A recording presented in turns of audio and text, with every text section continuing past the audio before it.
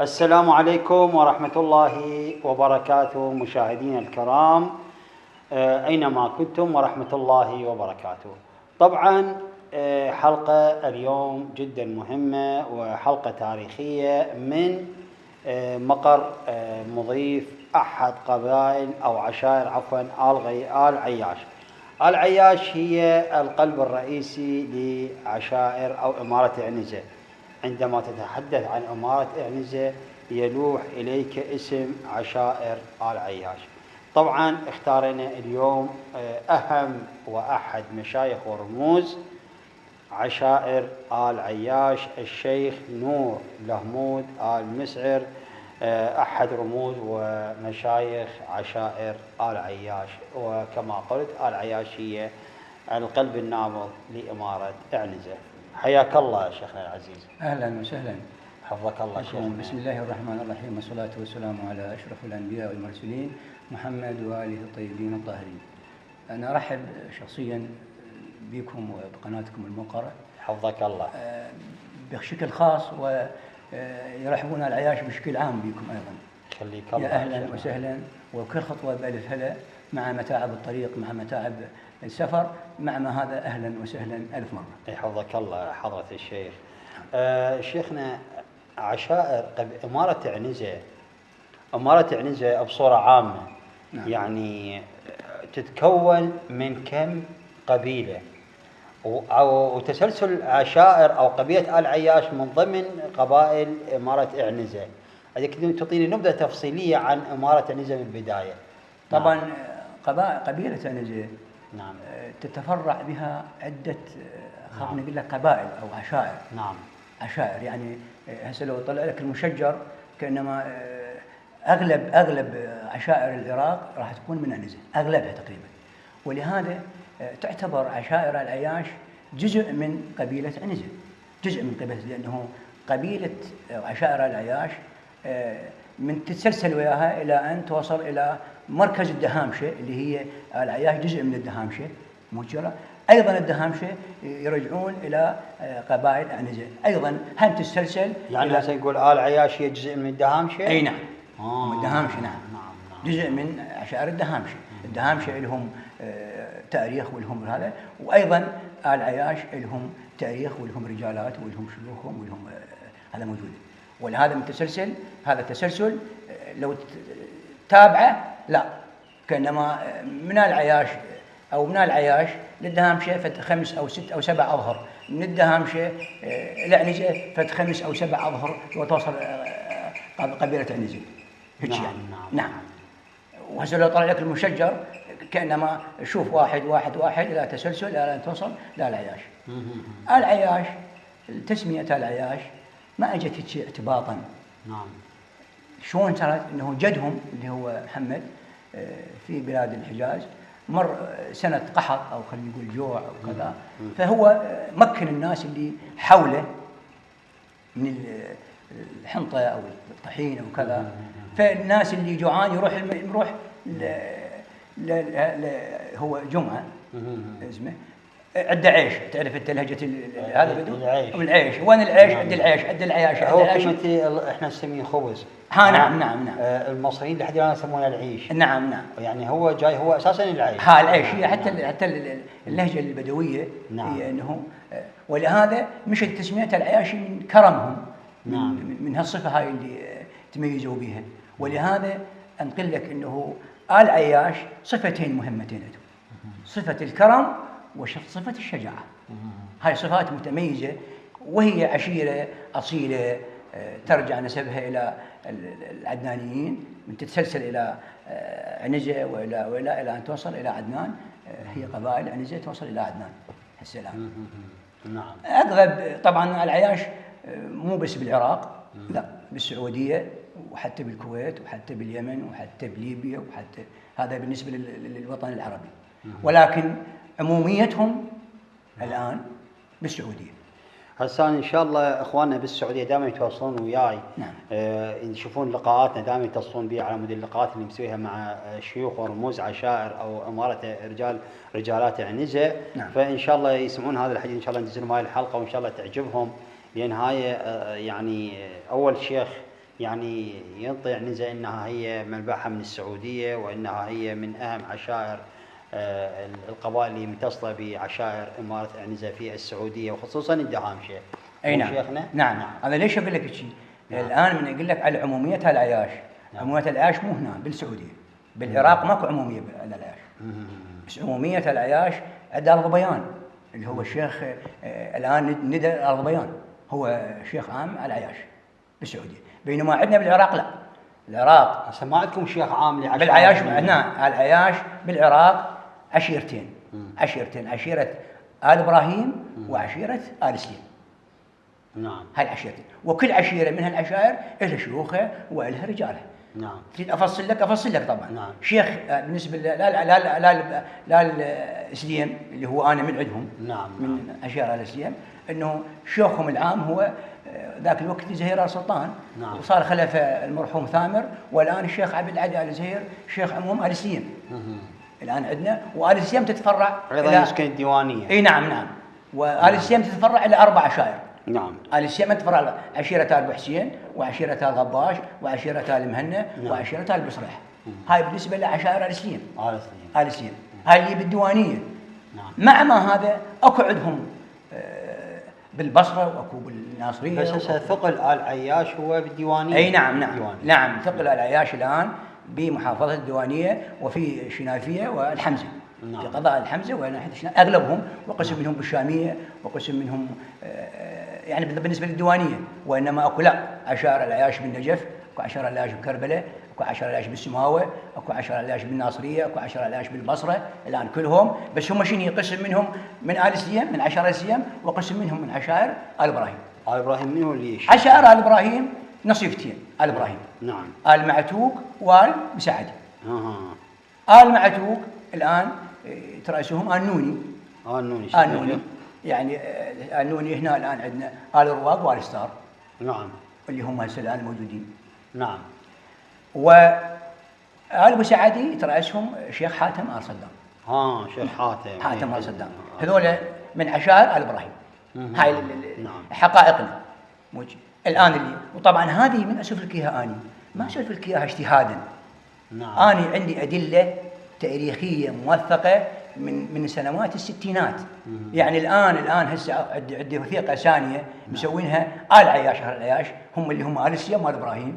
ايش كاتبين نحن رؤساء عشيرة العياش، وموقعين 6 أو 7 واحد اللي هم أرواق العلوان ذاك الوكيل زهير آل سلطان، صدام آل مصبوح، لبهاتنا لهم ودال مسعر، سباح آل محسن، هذول كلهم موقعين قتل بصمام. موجودة عندي أدلة بال 64 بال 64 صار قتل صارت كذا موقعين. فإذا أساسا عشائر العياش بالعراق ما لهم عمومية. كل عشيرة من هاي العشائر اللي ذكرتها لها مشايخها ولها ارتباطاتها ولها التزاماتها. وهي طبعا أنا مسؤول عن كلامي، من أقول هيك شيء مسؤول عن كلامي. ليش مسؤول عن كلامي؟ مو أجتهد اجتهادا. نعم. وهذا من نحكي لك إياها شيخنا العزيز. نعم. هذا أستاذنا العزيز. نعم. من نحكي لك إياها. هذا الموضوع حساس. كل شيء يخلو عن الحقيقة باطل. شلون باطل؟ أنا طبعا من أسولف أجتهد أضيف اسمي، أقول زعيم أو أقول أمير أو أقول هاي مسميات ماكو. هذه منين جت من أبوي؟ إذا أبوي ما عنده هاي الصفة تجاوز على أبوي. هاي من أعطي هاي الصفة إلي وهي ما عهد عند أبوي، تجاوز هذا على أبوي، على جدي. هاي واحد. 2 أخلق فتنة. شنو؟ يعني أنا إحنا سالفة نقول كل إحنا هذا تقريبا جد واحد. ما كنت هذا مثلا أفضلية واحد على واحد. بالعكس أفضلية بالرأي نعم، أفضلية بالعلاقات ما يخالف، لكن أفضلية بالمسميات ما يجوز. أنا أقول لك في الحادثة مرة كنت بشؤون العشائر ببغداد، كان مدير شؤون العشائر الشيخ متعب الشمري، أعتقد طلع. كنت قاعد يمه اتصل بي واحد قال له يا شيخنا وياك الامير، احنا قاعدين كان يكون خلاف بين زوبع وما ادري قبيله ثانيه مش شنو بالمحموديه. قال احنا ما عندنا امير بالعراق، عندنا امير واحد بس علي بن ابي طالب. فتح شاي يعني رده فعل. هو صحيح هاي المسميات هسه مع الاسف امير وزعيم انا اشوفها بيها فد سالفه من يقول اجتهاد، بيها فد مثل ما يقولون مبالغه، يعني مبالغه مش ما تتناسب ويا عشائرنا. ما تتناسب. نعم، مو قال الله يا ايها الناس انا خلقناكم من ذكر وانثى وجعلناكم شعوبا وقبائل لتتعارفوا، مو مثل ما يقولون مو خلينا نقول تتفاوضون او خلينا نقول تتفاضلون. إذن الزعامة للقبيلة أو الإمارة هي لازم تكون حدود جغرافية كمثل إمارة قطر، المملكة العربية السعودية كملك كذا، لكنه الإمارة تطلق على اسم أمير دولة، يكون عنده حدود جغرافية، يكون عنده جيش، يكون عنده سلطة قانونية. بعد الفاصل نعود إليكم.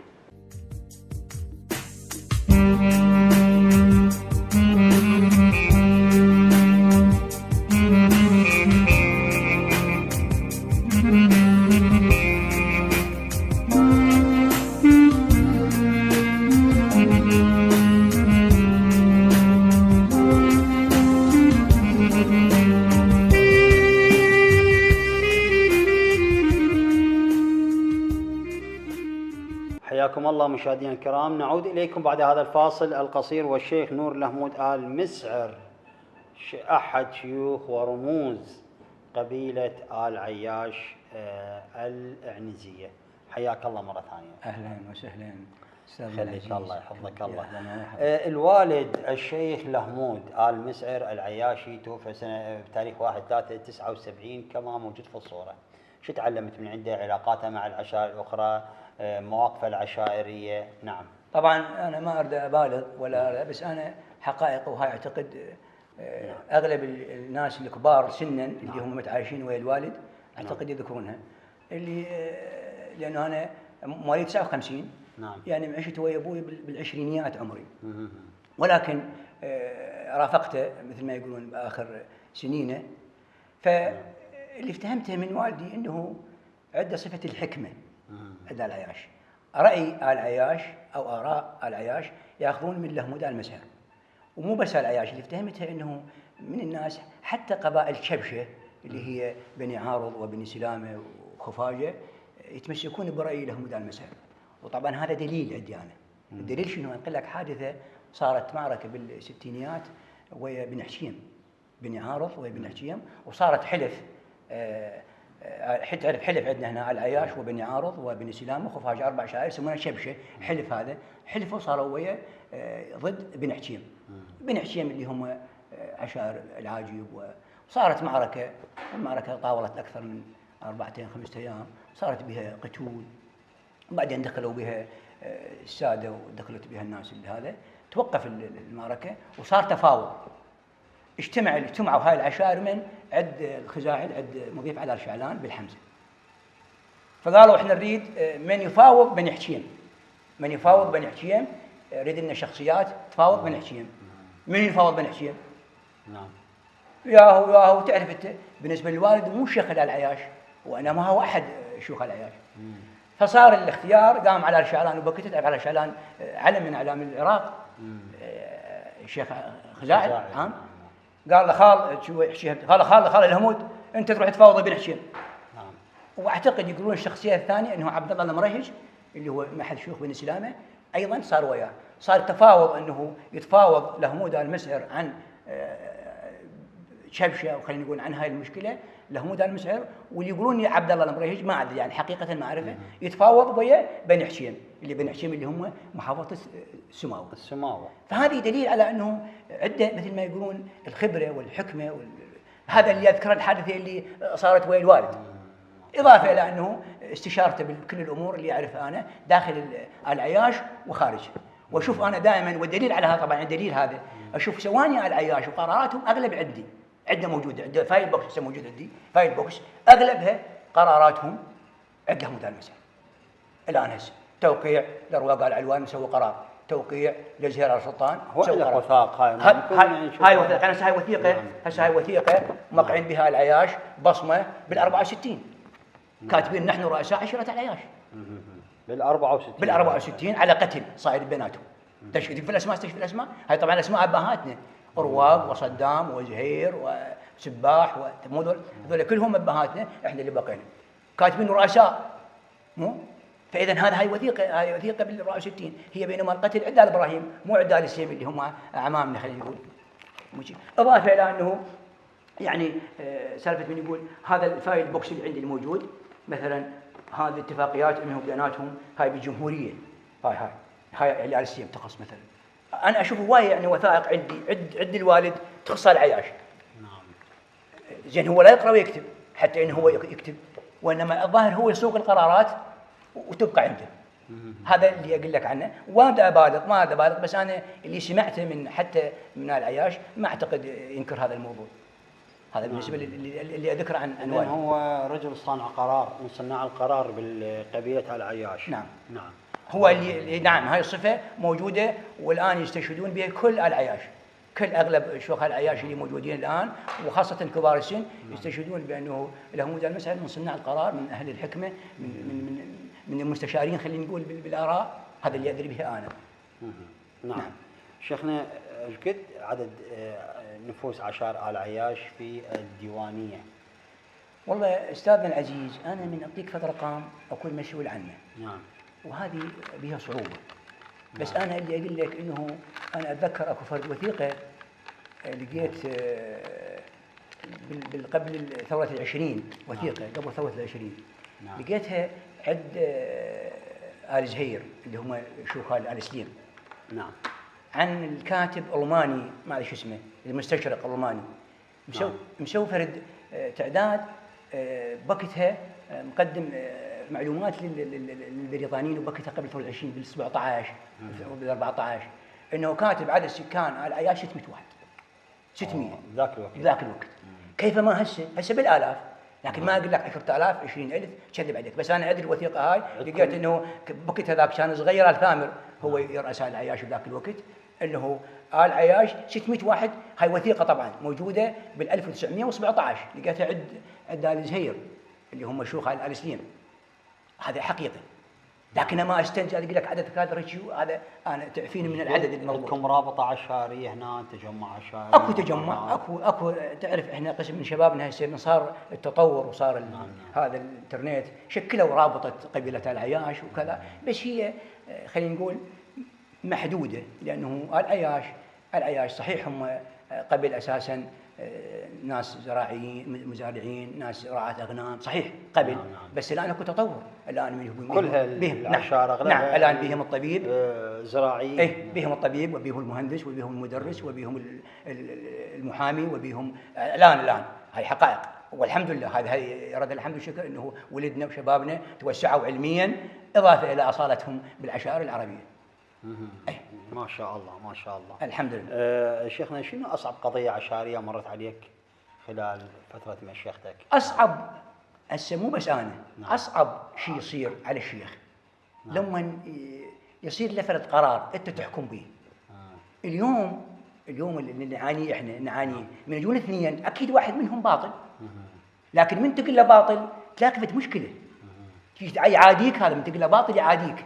نعم. مع الاسف هذه، وهذا هاي صعب علينا. لكن من يعاديني هذا وانا ادري بباطل شو يسوي؟ يسوي شر، فيسوي فتنه بالمنطقه. هذه المشكله. والا احنا مشكله الحمد لله المشاكل كلها مشاكل عشائريه تعرفها، لو خلافات زراعيه، لو خلافات عائليه، لو خلافات حدود ارض، لو خلافات. هسه المشاكل قبل كانت يعني مشاكل محدوده. هسه توسعت المشاكل. مشاكل السوشيال ميديا اللي صارت هي العامل الاهم والاكثر انتشارا بالعشائر العراقيه. السطو المسلح، الدهيس، حق دراجات، القضايا يعني بدأت ما كانت الناس لها وجود.